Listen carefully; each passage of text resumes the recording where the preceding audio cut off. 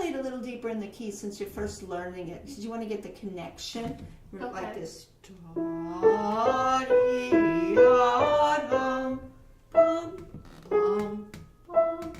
Resolve.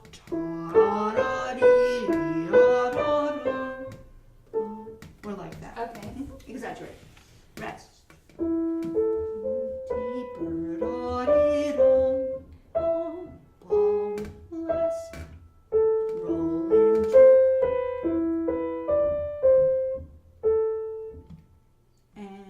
Rest. Make your crescendo.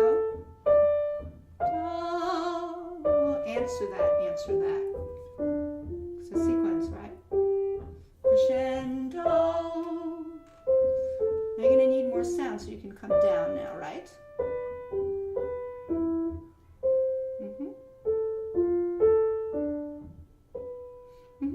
No, you've done the fingering very well, and you've done the groupings of notes, which is very, very good. Now I'm going to play it with you, and I'm going to kind of nudge you into playing deeper and projecting your sound more.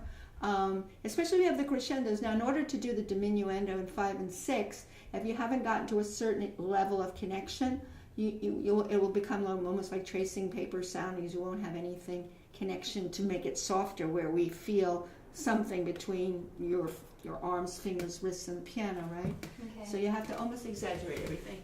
So we'll do it together. Rest.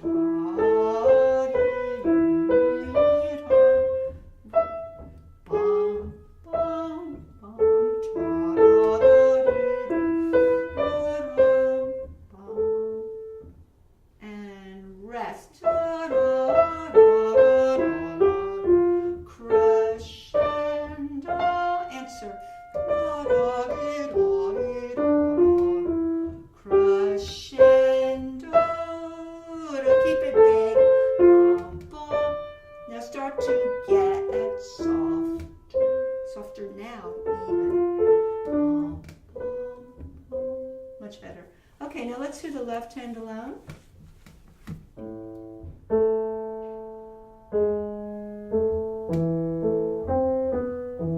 Yeah, shape that as well as you went.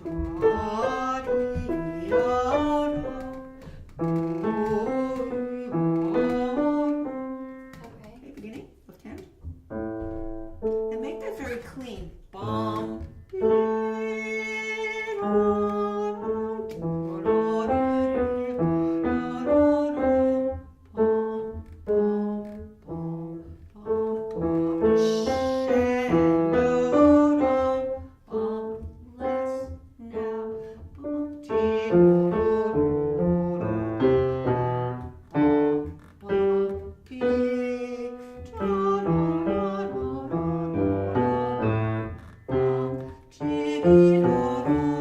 That gets less.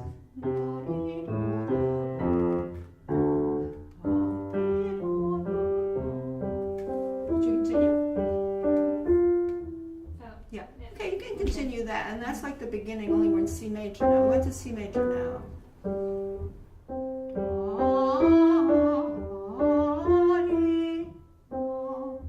Okay, so what happens in measure 7 in the right hand, with separately, right? 7 and 8 in the right hand. Rest. Yeah, be careful of which you want.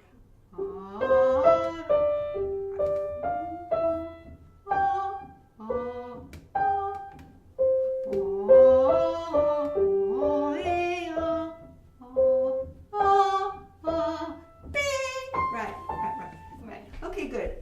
Now I want you to play both hands extremely slowly, and be aware, again, you have an overlapping subject, and be aware of the crescendos in each hand and sequences. There's a lot to know on that first page.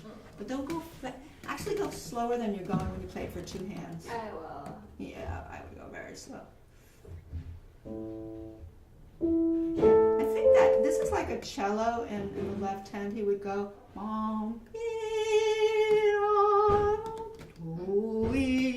you know, also the left hand can't be like so tiny. It has to. It's announcing the first beat, and it's kicking off and springing into what the right hand is doing, right? So you got to relate them.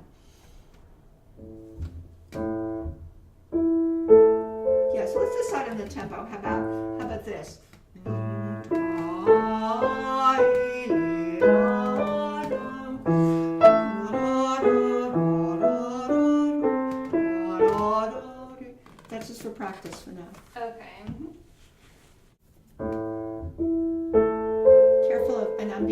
Chelsea, be careful of. Right? Remember, it's a group.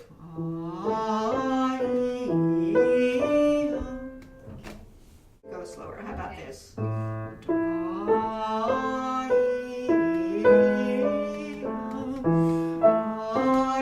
am I listening for in that? Right there, I'm listening more to the left hand. Right? The right hand is still part of the subject, but I'm listening to because it's overlapping and instead it's an imitation of that very beginning. Yeah, go. Now there's different styles of Bach, but I personally don't. That's a little bit of finger generated, and it's almost up and down because remember arpeggios are loopy. Da, da, da, da. So slow.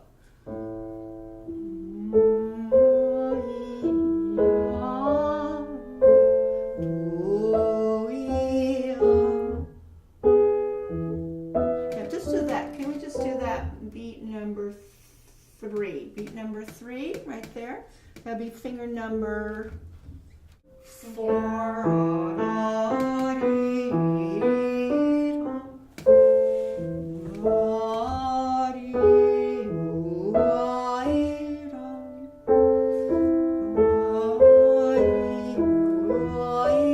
Left hand.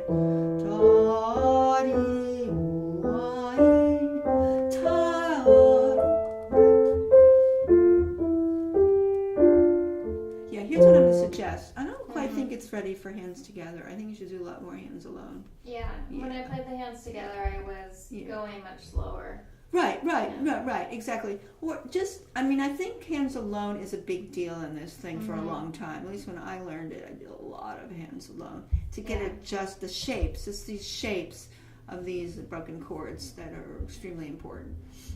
It's Bach's articulations and everything. You want to get the flavor, but you want to be very musical. So let's continue doing it slow, because if you do it super slow, I don't object to that. You mean like this? You mean like that? That's kind of tricky. You could do it. Right? Is that what you might want to do? Actually, this needs to be held through this. Hear that? And then you make the break. Okay. Right?